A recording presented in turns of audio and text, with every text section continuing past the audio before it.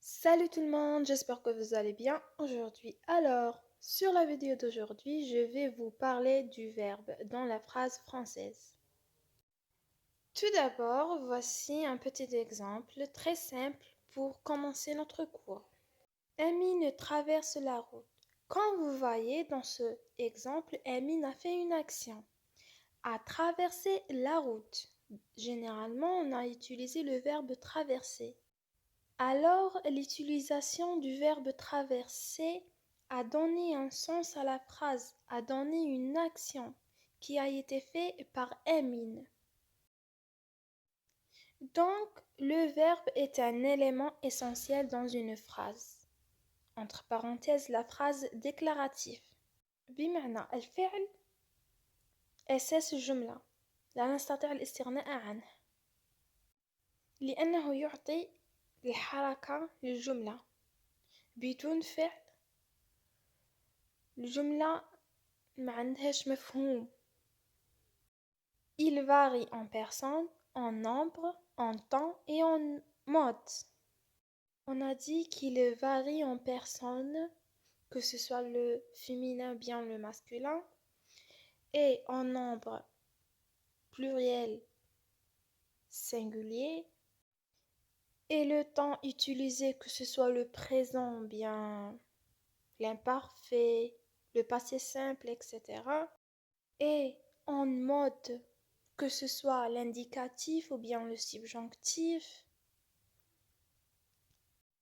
بمعنى الفعل دائما يتبع اللي قبله. C'est-à-dire الفعل يتبع الفاعل.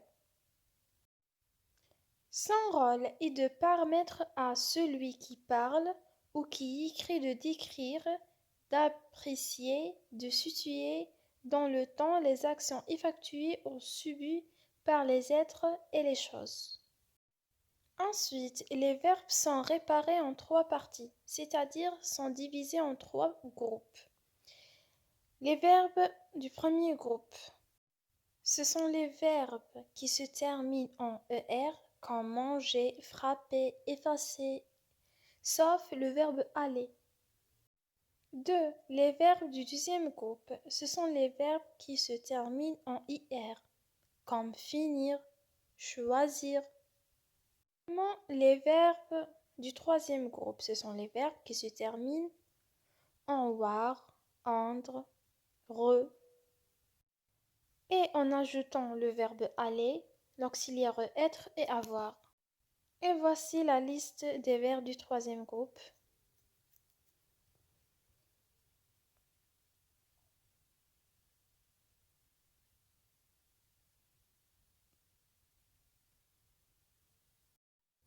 Ensuite, dans la langue française, on a les verbes pronominaux. Ce sont les verbes qui se conjuguent avec un pronom réfléchi de la même personne du sujet. C'est-à-dire que chaque pronom personnel a un pronom réfléchi. Donc, كيفاش نعرفوا que ce verbe est un verbe pronominaux? Voilà la forme لتصيبوه بها. Se plus un verbe, comme se lève. Les verbes d'action.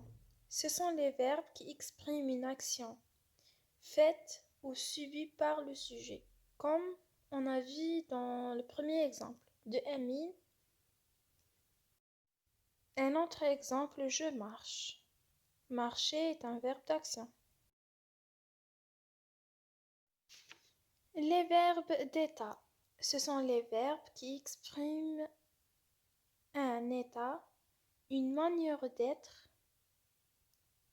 du sujet. Les verbes d'état, être, devenir, apparaître, sembler, demeurer, rester, avoir l'air, passer pour. Et finalement, voici un tableau qui représente quelques verbes que vous pouvez les utiliser dans votre vie quotidienne, de travailler, d'aller à l'école, de passer votre journée. Donc, Inch'Allah تكون عجبكم la vidéo وإن شاء الله تكونوا فهمتوا شوية. À bientôt.